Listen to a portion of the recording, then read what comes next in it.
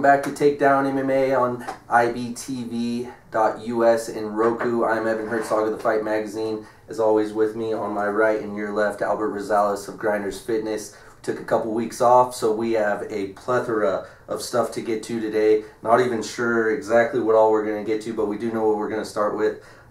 There's a lot of headlines that have taken place in the 2 weeks that we've been gone, but we got to touch on the Ricky Simon versus, and I'm probably going to destroy his name, but Merab Dvalishvili. Last week at the UFC event in New York, that fight ended. It was the controversial guillotine choke, 55 seconds, no tap out. Some think that he may have gone out regardless. The fight wasn't called. The final bell rang. Then the doctors come in and take a look at Merab, and they then call the fight. So that's just kind of the quick overview of it. Now, obviously, the controversy is Merab was up on all three scorecards. He, if you haven't seen it, we'll try to tag a link or something in the YouTube. But it is one of the most insane things I've ever seen. I believe it was 57 seconds total. He was in the choke, and his legs, he's on a bike the whole time. His arms are pinned, right?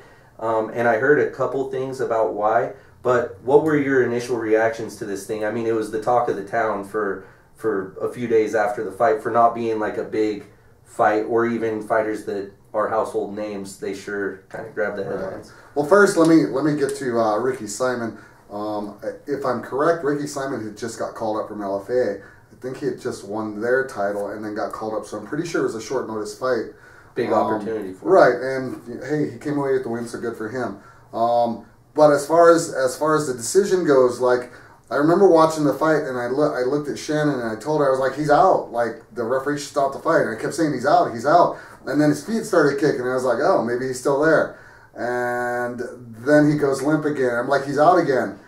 And then his feet started going again. It was just kind of wash, rinse, repeat.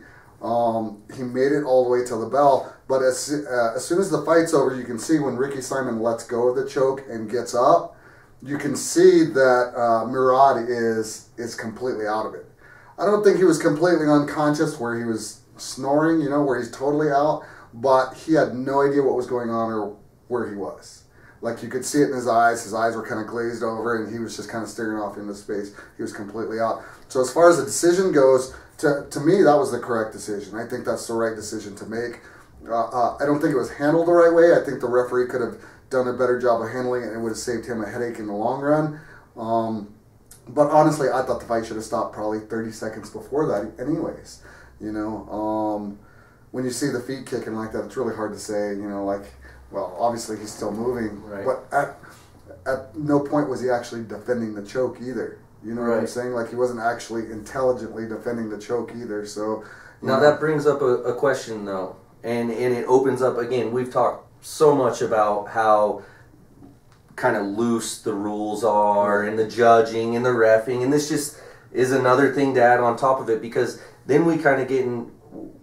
Fights get stopped all the time when they're close to being finished. If someone's not in, it says right there in the handbook, in the unified rules, that if they're not intelligently defending themselves, it's stopped. Now, we see that, most often we see that when it's punches. Now, I've seen this argument and this being brought up a lot. Do we stop it? Now, if an arm breaks or something, the fight usually gets stopped right there. They can tell. But say somebody has just some crazy dexterity, but they've been in an arm bar, and maybe they could get severe nerve damage at some point, but they're not tapping. They hold off. You know, they know to just fight it off, do what you can until the bell.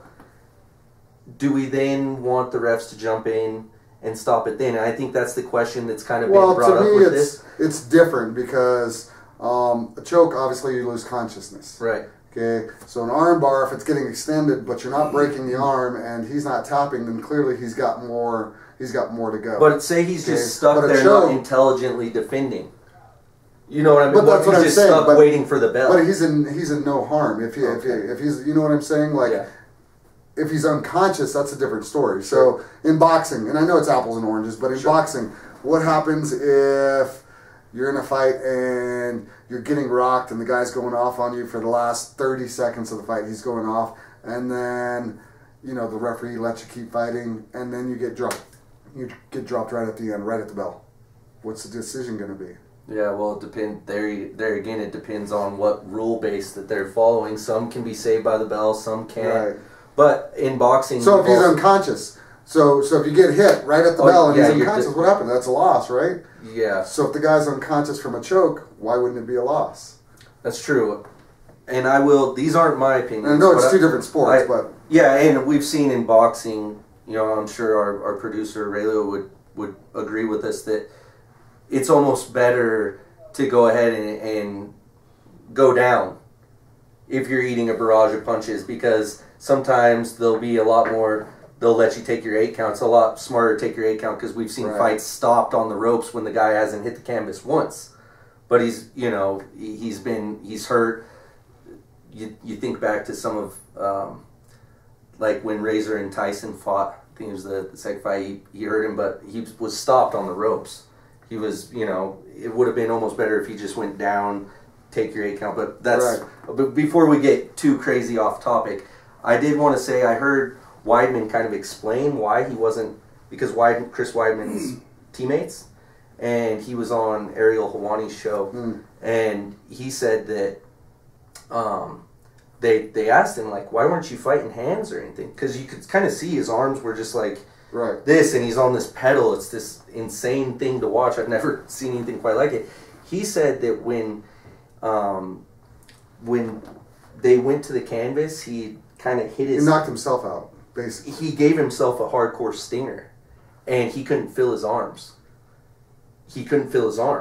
And so in his head, he was like, what can I do to show that I'm still in this? And that's when because he was, for a moment, he was like stunned and like, paralyzed, and then he started moving his legs, and he said, in defense of because it does look like right when the bell rings, he drops. It almost looks like he goes out right there, and then he pops back up. But apparently, Simon at that point was like, look, he's out.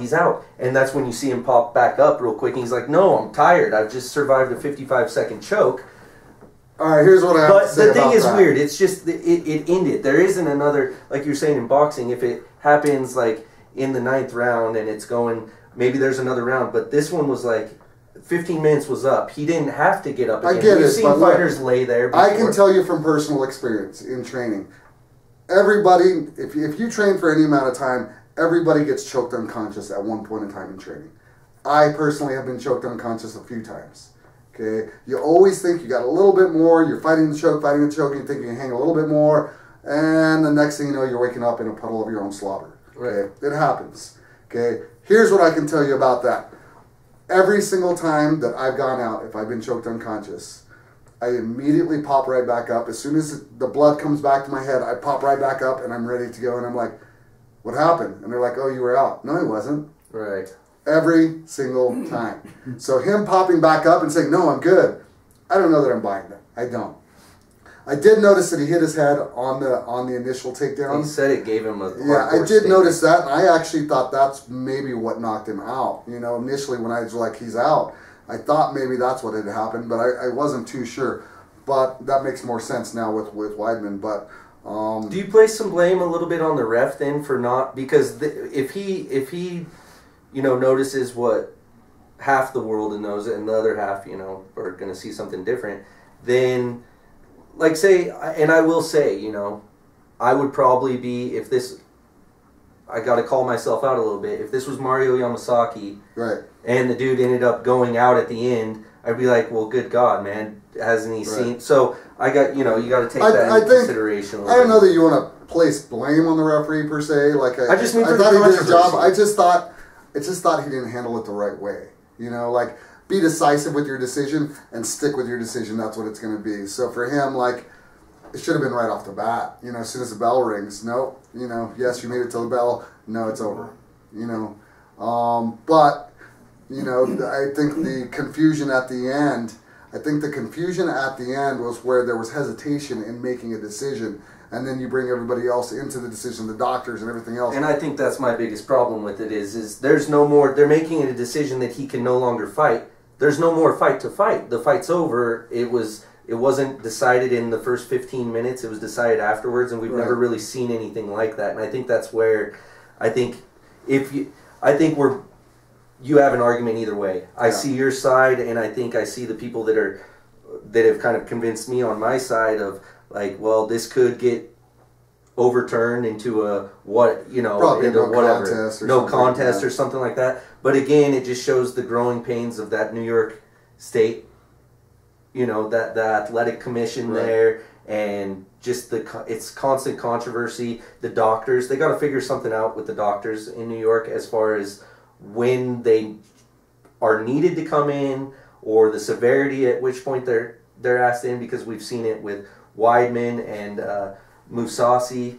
We saw the weird ending there that was decided by the medical on the side, and confusion with the refs. So we're going to see that, though. I mean, they're 25 years behind the majority of the world and the country that is legalized MMA. So we'll see them improve, hopefully, and we'll have less confusion. But one of these fight nights has to go smoothly here soon. It seems like we've had a lot of controversy over the last few months, but in MMA, can the doctor stop the fight? Yes. Yeah. Yeah. In fact, and that's what we're saying. This one was stopped after the fight was over. Okay. That's where the confusion's at, because they're stopping him from fighting. There's no more fight to fight, and he was ahead on the judges' scorecards, but they called it a TKO. So. In my opinion, what happened was the doctors came after the fight was over and said, no, he was unconscious. When the fight ended, he was out. Which now you have, that's an issue, though, because now we have doctors doing referees' jobs. Right, and that's why I say the referee could have handled it better. Yeah, it was a weird one. Well, I'm sure we'll have much more controversy to talk about. We'll see. We're going to preview some stuff going forward. Join us in segment 2. That's going to do it for segment 1. Evan Herzog, Albert Rosales.